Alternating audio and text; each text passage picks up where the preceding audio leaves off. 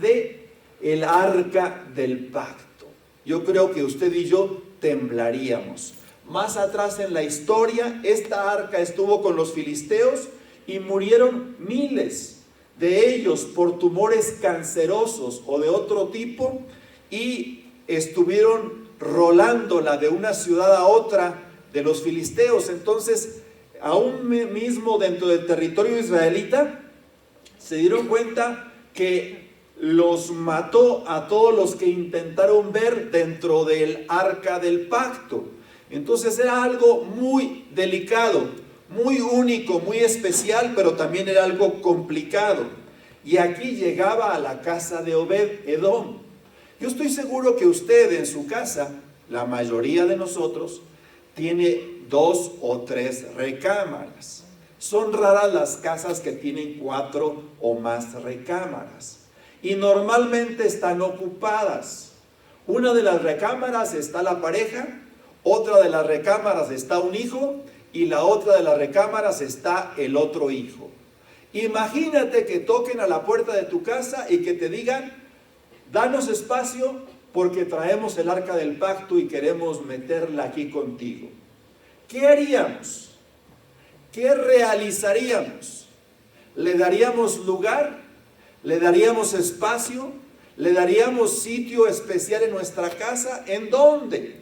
¿En qué recámara? ¿De quién de los hijos? ¿En la sala? ¿En la estancia? ¿En qué lugar pondríamos nosotros el arca del pacto? Y esto ocurrió en aquel tiempo que precisamente fue llevada a la casa de Obed-Edom. Tenía 8 hijos. No puedo decirles que no. Y su esposa les hizo espacio. Seguramente amontonaron a los muchos hijos y dejaron una de sus recámaras o la sala para el cofre sagrado. Ese día había muerto un levita, pero su historia sería muy diferente. Vamos a localizar en nuestra Biblia el segundo libro de Samuel, capítulo 6, versículos del 10 al 11. Segundo libro de Samuel, capítulo 6, versículos del 10 al 11. Entonces ordenó que en lugar de llevar el arca del Señor a la ciudad de David, la llevaran a la casa de Obed-Edom, el de Gat. Y así el arca del Señor se quedó 3 meses en la casa del gitita Obed-Edom. Y Dios lo bendijo a este y a toda su familia. Previamente a esto, el arca había estado en la casa de Abinadab 20 años y no ocurrió nada sobrenatural. Este hombre no tenía un corazón para Dios como lo tenía Obed-Edom, donde solamente en 3 meses ocurrieron milagros sorprendentes en su casa y en su familia. Un granjero, hombre de campo acostumbrado a sus faenas agrícolas y ganaderas, de repente se convierte en hospedador del símbolo por excelencia de la presencia de Dios. Seguramente que al principio sintió temor. Qué gran compromiso tener a Dios tan cerca, pero le inspiraba un profundo respeto, y él y su familia honraron en todo corazón o de todo corazón este gran privilegio que la vida les proporcionaba. Su historia al siguiente día ya era otra. La historia de este personaje, la historia de Obed-Edom, la historia de este que por cierto era un levita y que trascendió, creció y se convirtió en portero, en sirviente del templo, ya cuando éste estaba construido o por lo menos estaba en proceso y se tenía el tabernáculo. Entonces, qué interesante seguirle el rastro, seguirle la pista a el arca del pacto. Yo les pregunto, si tocaran a la puerta de su casa y les pidieran permiso para que ahí en su casa se estableciera el arca del pacto, ¿qué harían?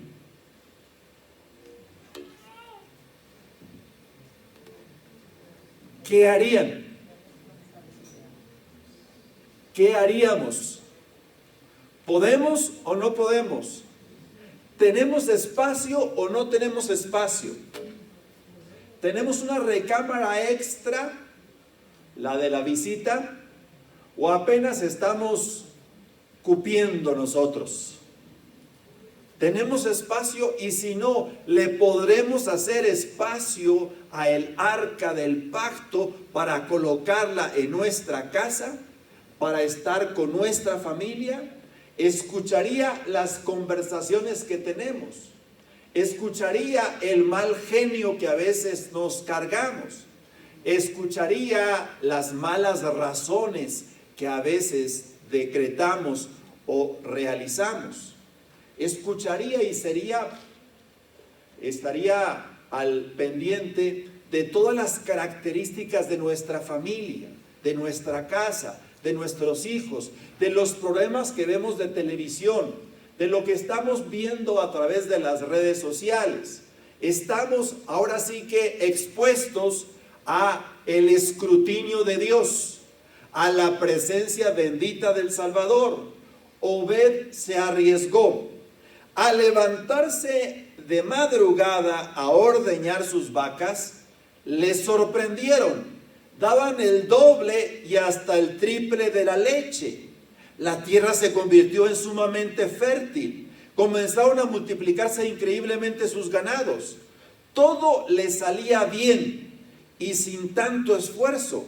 Hasta los deudores que ya habían olvidado se acercaban para pagarle, y sus créditos algunos se los cancelaron. Simplemente estaba anonadado. De la noche a la mañana su historia cambiaba. Hasta su perro enfermo sanaba.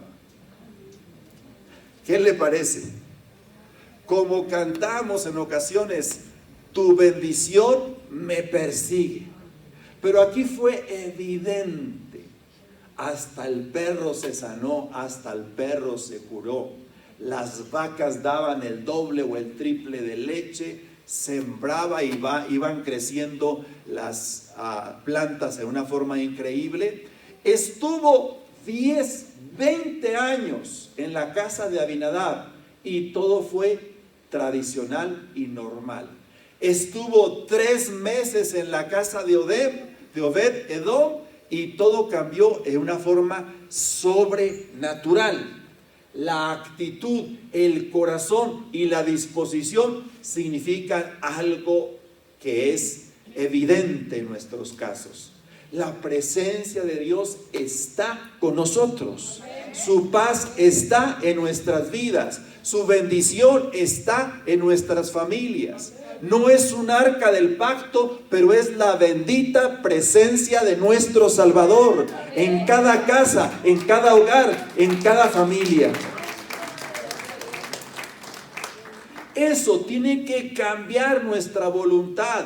Eso tiene que cambiar nuestro corazón, porque necesitamos que la bendición de Dios nos persiga. Él y su familia vivieron un trimestre de gloria. Todo lo que tocaban o emprendían prosperaba. Disfrutaban de paz, salud y armonía, tanto que la noticia llegó al palacio del rey, y el rey envidió su condición y decidió arriesgarse nuevamente y trasladar el arca a Jerusalén. La primera vez que lo intentó David, lo hizo de todo corazón, con flautas y címbalos y danzas y fiesta y comida y todas las cosas que usted puede imaginarse. Pero se les olvidó investigar o reconocer cómo es que estaba establecido por la ley que el arca del pacto fuera trasladada. Y esto ocurría solamente a través del hombro de los levitas. La pusieron en un carro nuevo, la pusieron en un Mercedes-Benz de la época, en un Rolls-Royce de la época. Pero no era así como Dios establecía que las cosas fueran, sino como Él decretó que se hicieran. Y en ese carro estaba a punto de caer el arca porque se la dio el carro. Ahí fue cuando Usa extendió la mano para detener el arca y Dios lo hirió y murió instantáneamente. El rey tuvo miedo, mandó el arca, la manda a la casa de Obed-edom, y después de 3 meses que le dan tantas noticias positivas, dijo el rey: yo quiero esa bendición para mí. Esa bendición está en la casa de Obed-edom, la quiero para mí. Todos quisiéramos la bendición de Dios. Todos quisiéramos su presencia. Todos quisiéramos salud en nuestra casa, bendición en nuestra familia, prosperidad en nuestras finanzas. Y David dijo: yo quiero lo que Dios le está dando a Obed-edom. Vamos a ver qué pasó, vamos a ver qué ocurrió. Y empiezan a investigar y encuentran la ley de Moisés y se dan cuenta de que la única forma de trasladar el arca del pacto es en los hombros de los levitas. Y se programa nuevamente para realizarlo de la forma correcta. Para salir del hoyo no solo se requiere de planes y buenas estrategias. Y quiero enfatizar esto. No solamente hay que tener buen corazón y buena voluntad, hay que tener conocimiento de las cosas. Porque mucha gente tiene muy buena voluntad, mucha gente es sincera. Leía la tira de Snoopy hace algunos años atrás, y una vez que perdieron 125-0, decía: ¿cómo se puede perder siendo tan sincero? Pero perdieron 125 carreras a 0.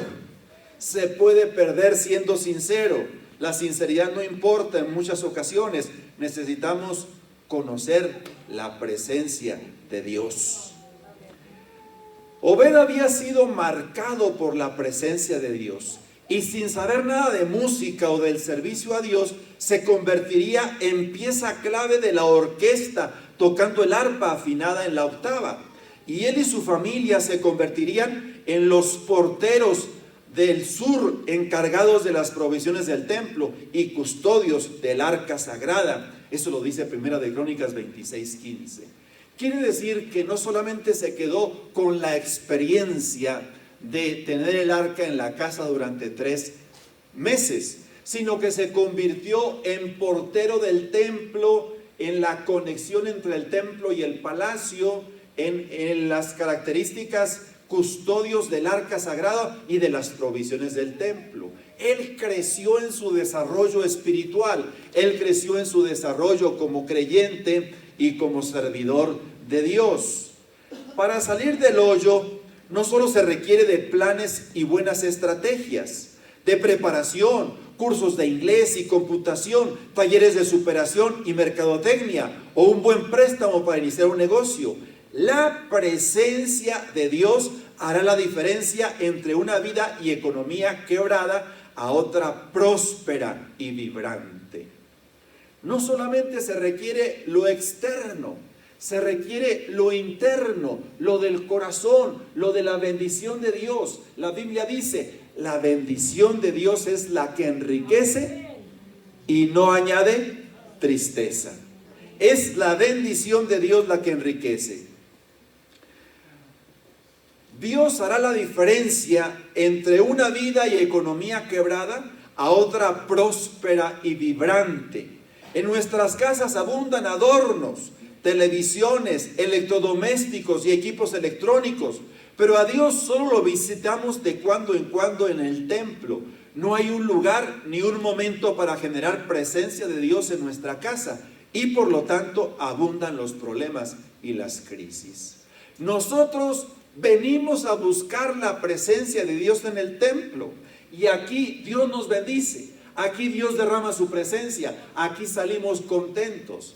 Pero es esta presencia y este lugar el que debe de trasladarse a tu casa.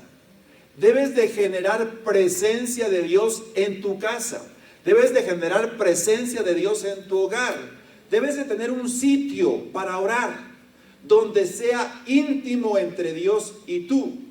Debes de tener un lugar para leer la palabra de Dios, ya sea la recámara, ya sea la estancia, ya sea la sala, un lugar para que dobles tu rodilla todos los días o la mayor parte de los días y generes la presencia de Dios en tu casa. De vez en cuando no es suficiente. Es como si tú y yo comiéramos el domingo comida muy rica, un menudito muy sabroso, unas chuletas muy ricas, qué sé yo, lo que más te guste, lo disfrutaras enormemente y a partir del domingo no volvieras a comer hasta el próximo domingo. ¿Funcionaría? ¿Funcionaría? Dijo un amigo, con esta rica comida y una buena cena, la hago hasta mañana. Necesitamos comer todos los días y a todas las horas, por lo menos 3 veces al día.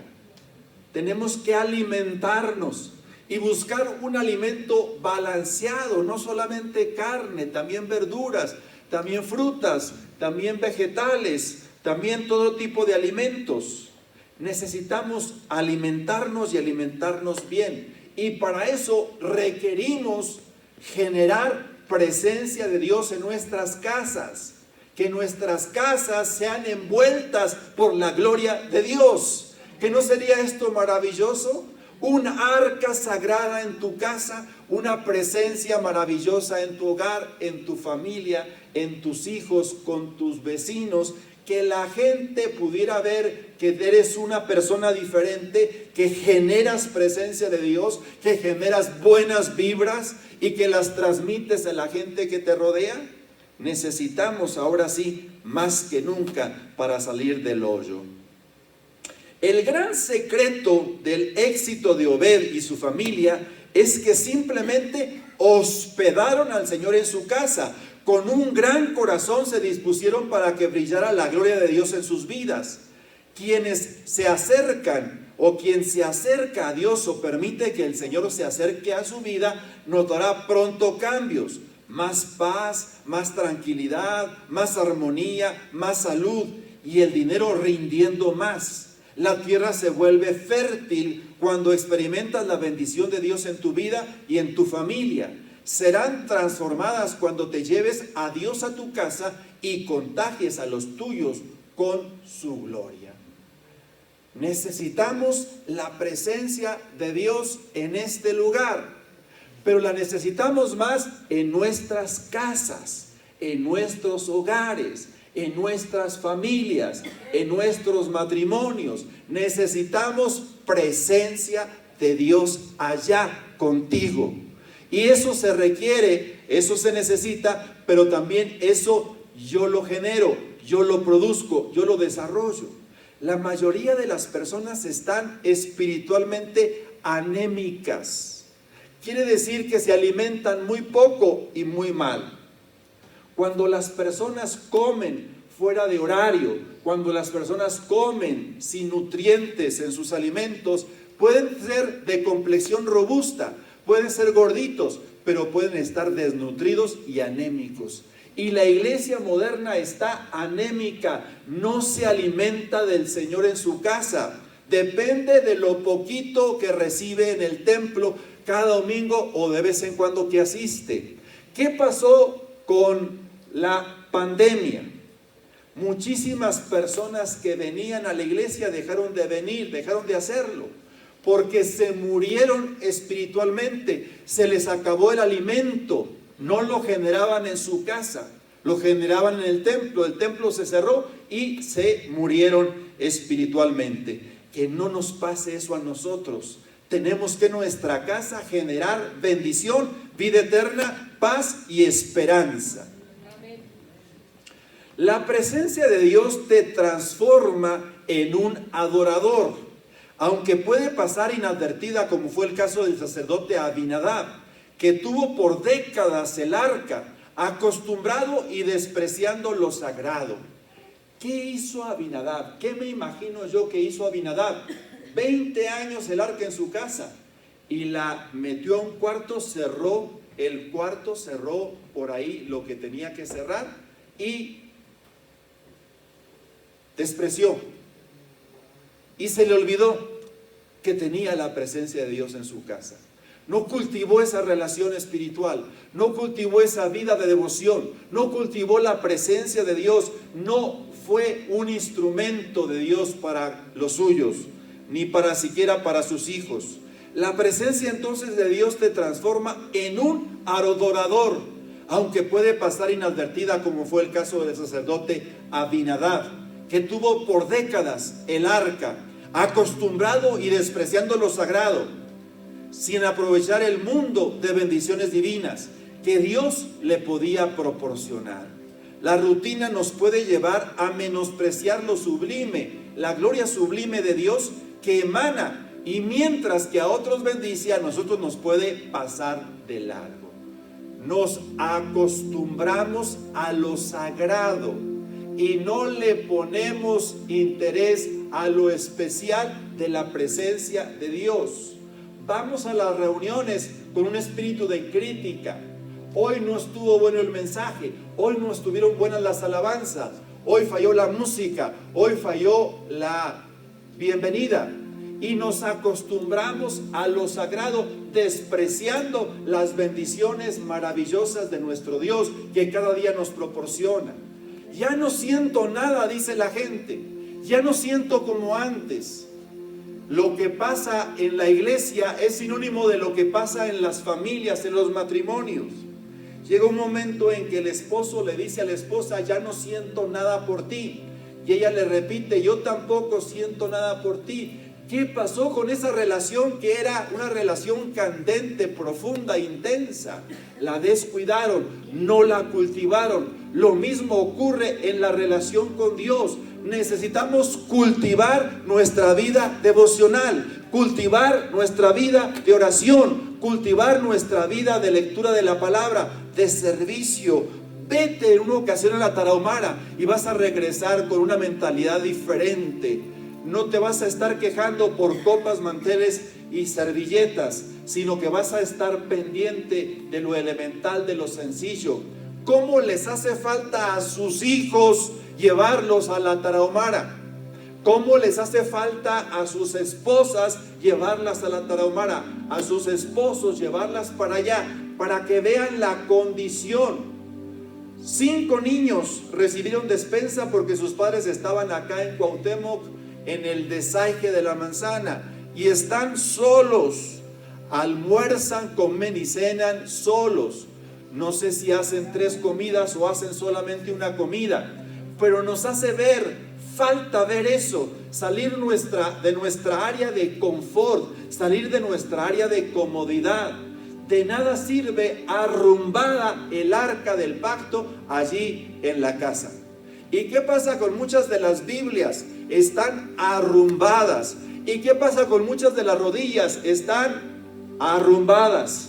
No hay rodillas de oración, no hay estudio de la palabra del Señor, ni siquiera vemos algún mensaje bonito a través del teléfono. Estamos en los chismes de las Kardashian, dicen por ahí alguien. Increíble. No aprovechamos las bendiciones que tenemos de parte de Dios, que son grandes y son maravillosas.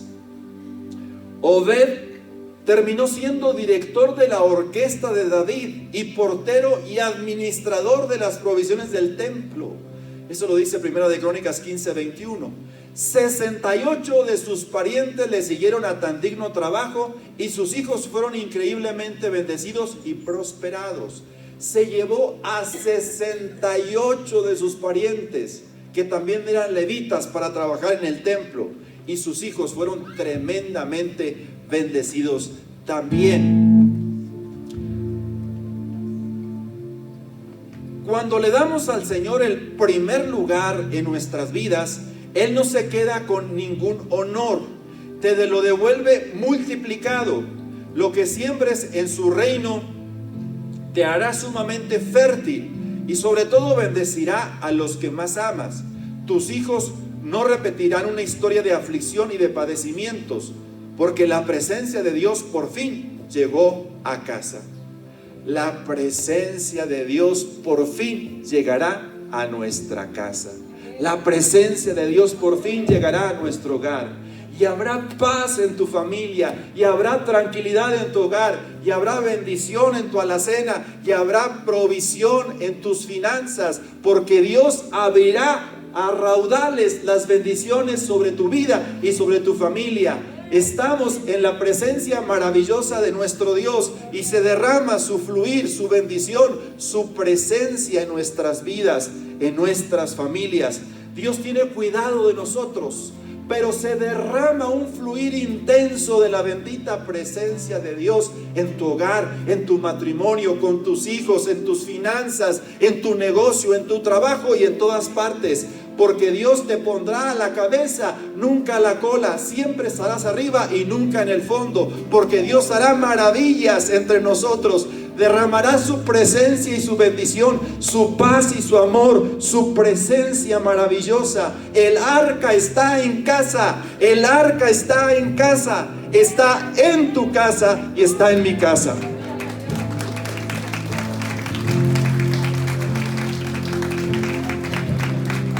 Ya tengo mi lugarcito en mi casa.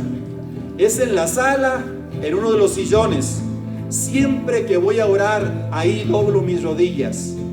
Encontré ese lugarcito. Tú puedes encontrar el tuyo en tu sala, en tu recámara, en tu closet o hasta en tu baño, no importa. Para Dios no es importante y a lo mejor es el único lugar que tienes privacidad. Lo puedes utilizar también para doblar tus rodillas y presentarte delante de la presencia del Señor. El arca bajó, el arca está en casa y el arca es el símbolo maravilloso de la presencia de Dios en nuestros hogares y en nuestras familias. Obed la llevó a casa. En su ministerio terrenal, Jesús visitó varias casas: la de Pedro, la de Simón el leproso, de sus dos amigos Marta, María y Lázaro, de Zaqueo, de Mateo, y en todas ellas les dejó una tremenda bendición. En una trajo cambios, como la actitud de Zaqueo, de regalar la mitad de su dinero de regalar la mitad de dinero. En otra sanidad, como devolverle la vida a la hija de Jairo. Y en otras amistad y compañerismo, como con sus amigos. En cualquiera que sea nuestra situación, su compañía y presencia transformará nuestra casa y familia. Nada será igual cuando el Señor nos visite. Este sí que es el gran secreto de la prosperidad. Voy a tu casa, le dijo el recaudador de impuestos. Voy a tu casa. Él se subió a un sicomoro porque estaba chaparrito. Dijo, para poderlo ver. Y cuando Jesús iba pasando, volteó hacia arriba y le dijo: Zaqueo, voy a cenar a tu casa. Zaqueo se quedó sorprendido, anonadado, impresionado. Agarró su teléfono luego. Le marcó a su esposa y le dijo: ¿qué crees? Vine a conocer a Jesús y me dijo que va a cenar con nosotros en la noche. Prepara la mejor cena, la mejor comida, invita a nuestros amigos, pura gente de mala maña, pura gente terriblemente como ellos, recaudadores, publicanos, gente despreciada por el pueblo.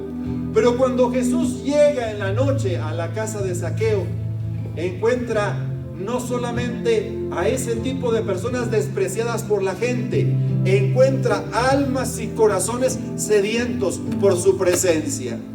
Y la Biblia no relata que le diera un sermón a Zaqueo. No le dijo: te has enriquecido ilícitamente. No le dijo: estás muy rico y la gente que te rodea está muy pobre. Nada de ello.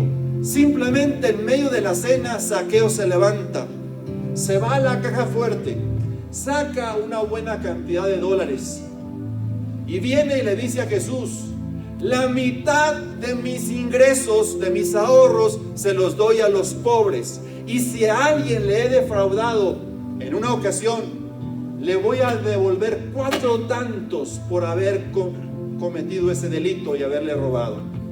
Jesús, sorprendido, dijo: hoy ha llegado la salvación a esta casa. Porque Jesús entró a la casa.